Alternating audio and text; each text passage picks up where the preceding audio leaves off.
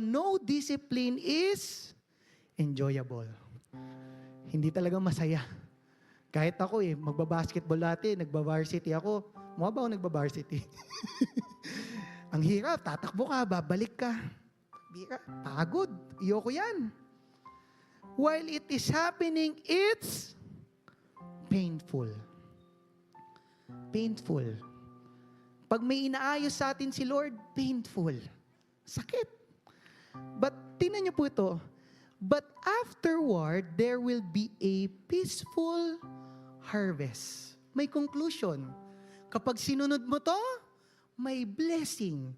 May peaceful harvest of right, hindi material blessing, pero right living.